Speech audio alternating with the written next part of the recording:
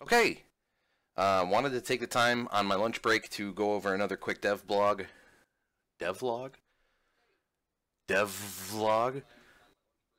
update, whatever we want to call it.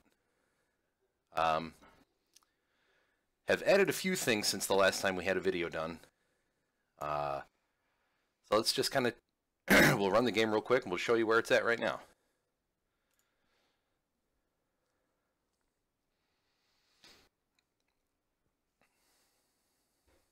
Oh, real quick, I gotta take care of, real quick.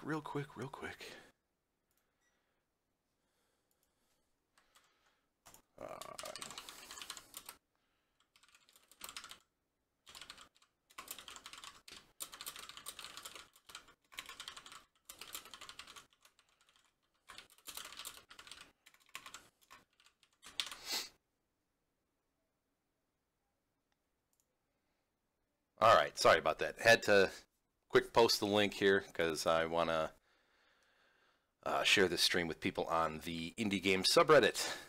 Okay, so we're making a game. It's called Type Quest. It's supposed to say a typing misadventure, but sometimes mistakes happen when you're working at 2 in the morning.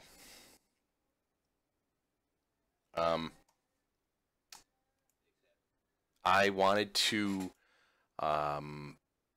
I felt pressured, so I'm just going to recant this real quick, and if anybody's ever been in this scenario, you know, leave a comment, because I'm curious as to how you deal with these issues. Excuse me. When the decision was made that, hey, this is the direction that we're going to go in, this seems to be fun enough to make a game, we had limited assets to work with. The player character sprites, the environmental tiles, a lot of the stuff was already drawn for a now defunct project that has kind of been put on the shelf. And in doing so, it kind of morphed or molded my narrative of what this game is kind of around that, right? And so this is what we have so far, right? So our story begins outside of a quaint hamlet that's known for its lumber. It should be expounded upon. It's lumber what? It's lumber exports? It's lumber imports? It's lumber production? I don't know. Our nameless hero is one of many residents of the local town who are employed by Lumco. You come from a family of adventurers, all of whom have their own tales to tell, but what about you? What of your story? You always felt as though you were meant for greatness, if only you were granted the opportunity. We pick up with our nameless hero on a regular day at his regular job chopping down trees at a local lumber camp.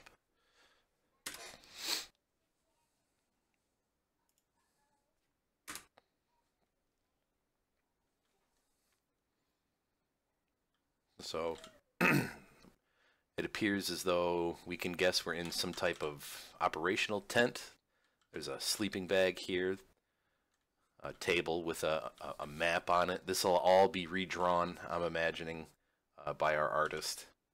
A lot of this stuff you'll notice too, the difference between something that I slapped together versus something that's been done by our artist, because it's like night and day. All right, I should probably, oh yeah.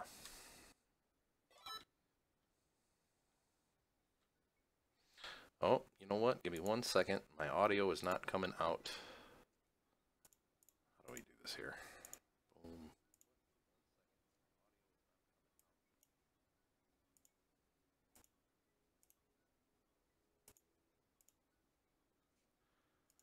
Let's try that again.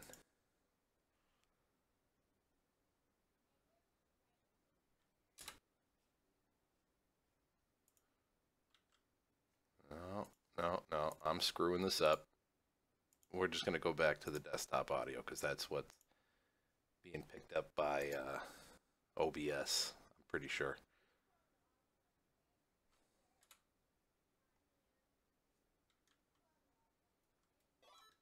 Well, maybe not. Well, don't worry about the sound for now, right? Right, so we've added NPCs that have their own dialogue, right? Even this little guy that's hidden down here. It's another thing we'll have to do, right, in the polishing phase here is to figure out what's the best X and Y coordinate for everybody's individual text box. Yeah, I don't like the idea of them being covered, right? I'd rather the player not be behind the text.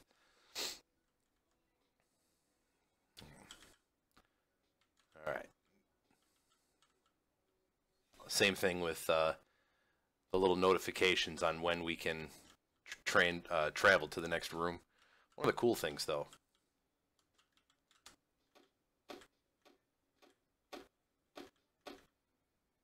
chopping down some trees.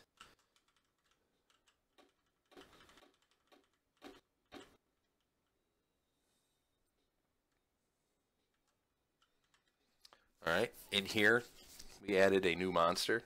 He's actually on screen right now, but he's tough to see.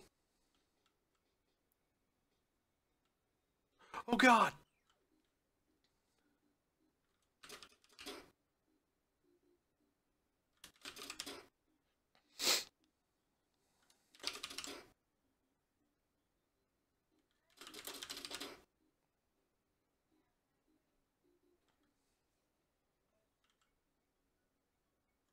Very cool. Very, very cool. Whoa. Uh-oh. I gotta get in there. Oh, I made it. Nice. Cool. Started working out on some of the town. Just trying to, like, this is another thing, right? When it comes to lore writing, I think just putting stuff in, something like this. I have no idea what to do with that, but I know that something can and should be done with that, right? Likewise, with the little visual cues that you see in games like this, right? Like, okay, well, I can't walk into this water, right? But clearly there's a stairwell there that leads to something that needs exploration, and I have no idea how I would get there.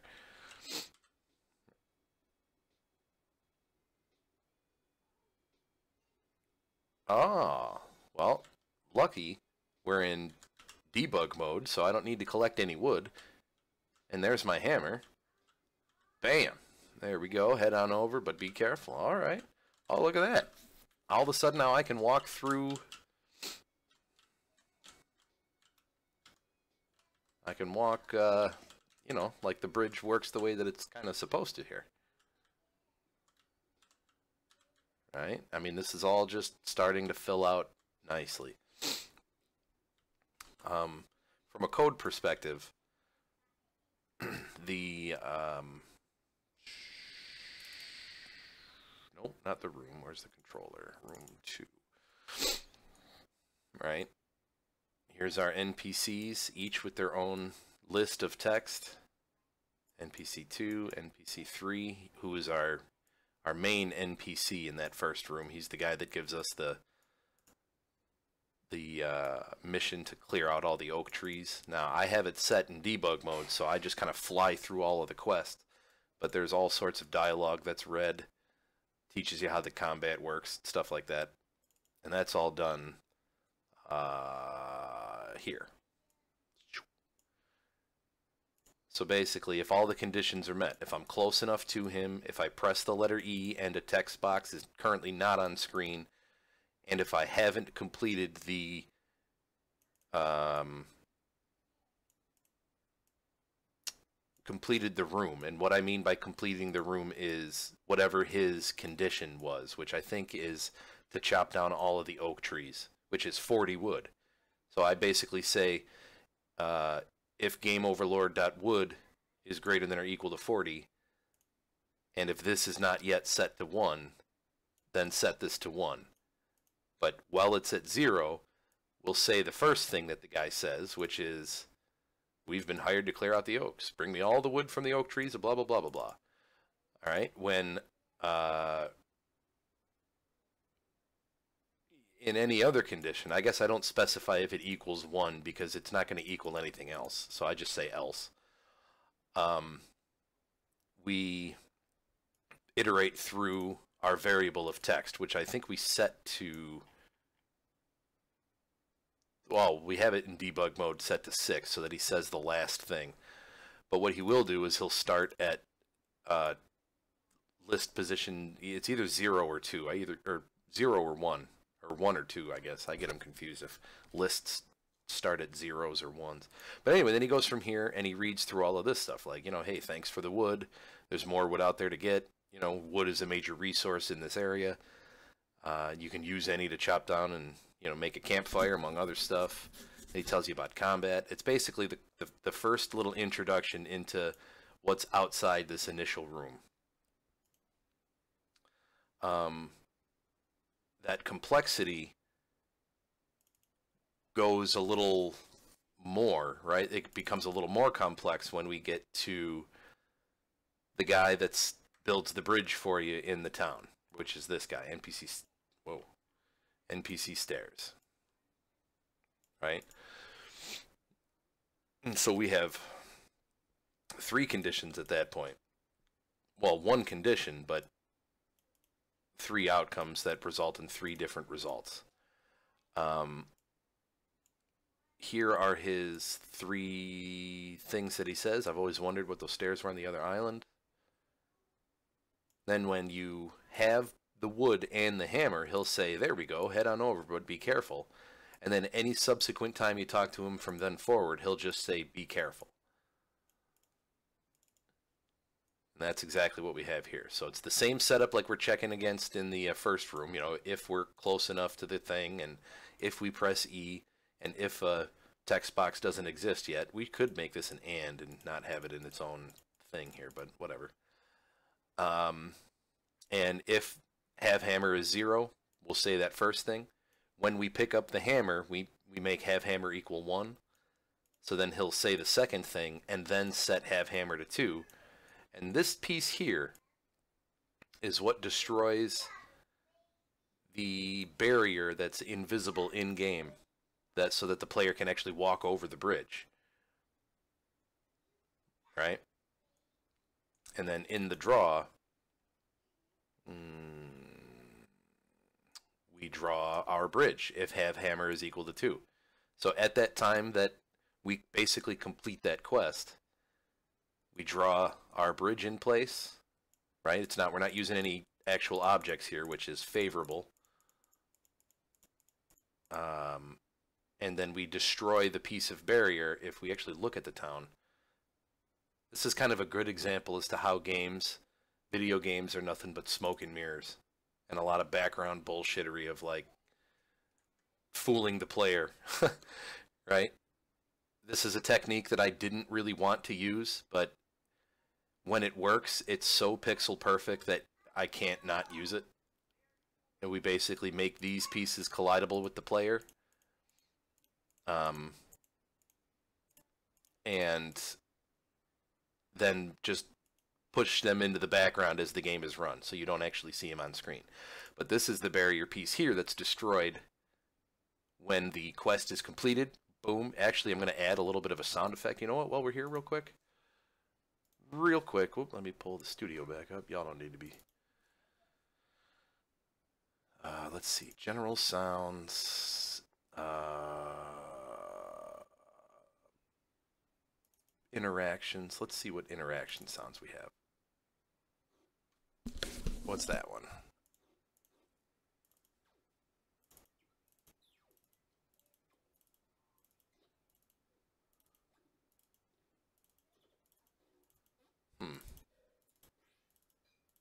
That first one.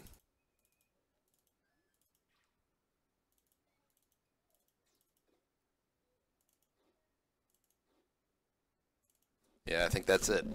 You guys can't hear it because for whatever reason the desktop audio is not being picked up by OBS, but that's the sound we're going to go with. Yeah, so I'm not going to worry about doing that right now because you guys can't see it anyways, but this this is going to work out nice.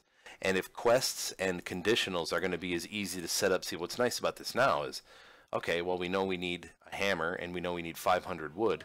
The trees that are in the town are not going to be resourceable. That's another thing. So It's not like you're going to be able to just take these trees and do this bridge. You're going to have to go out and put yourself at risk to get the resources that you need. But then we can take this hammer and we could put it anywhere, right? And I've already drawn out, let me show you this little map image, kind of a rudimentary paint drawing. These are the first 3 rooms that I've completed. I have this room partially done, and I have a lot of this room done, but not all of it.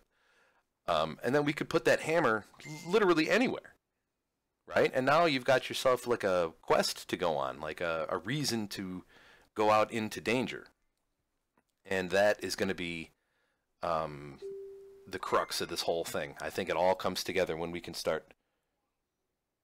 Then it's going to start causing some weight to this. Not causing weight, but giving the feeling that this is an actual game, right? There's something to do, and that I'm looking forward to. So, okay, that is all for this. I wanted to thank you. I can't think of any other. Did I add any other features? A lot of it's just been perfecting the jumping from room to room, making sure the player. I guess that is something else that we did. Is we could show you that real quick. We'll say room 1. Is that it? Yeah. So like the creation of the player, nice easy way to. Oh, you know what I did do actually? Let me take a quick step back. One of the biggest problems that I was having, right, was this is what this looks like in Editor. You place these enemies here, right? At least I placed these enemies here. And my problem was well, at first, the easy solution was, okay, I can make these rooms persistent, right? So when I collide with one of these enemies in the game world, this instance of the enemy is destroyed. I do the combat, and when I come back to this room, the enemies that were destroyed were destroyed. Oh, give me a second. My daughter's walking in here. So you...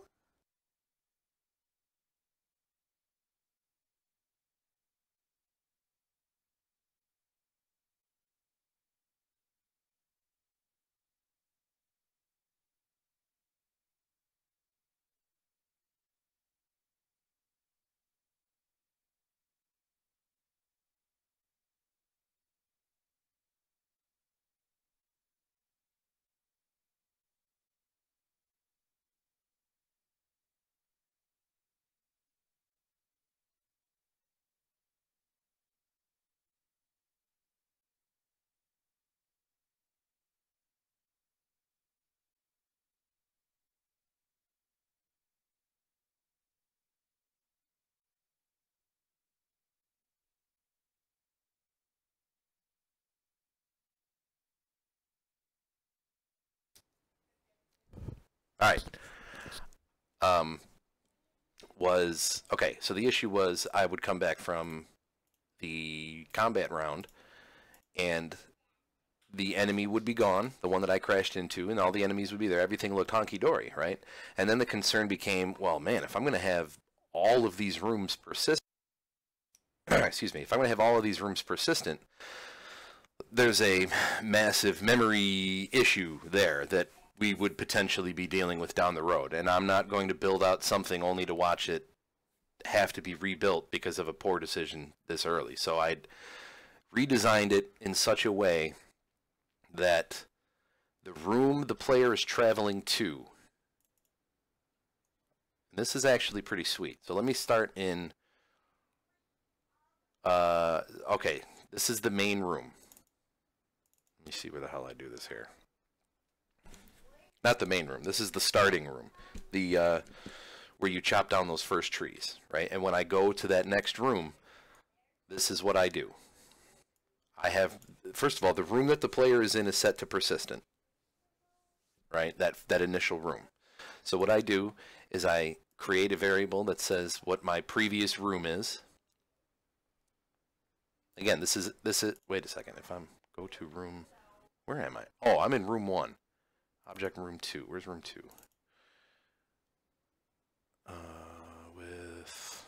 Where the hell is the...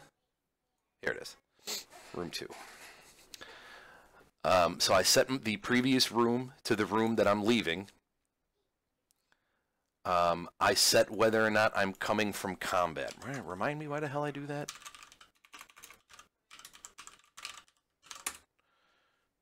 Game mode is coming if...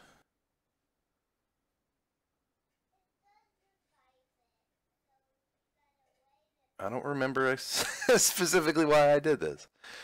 Game over.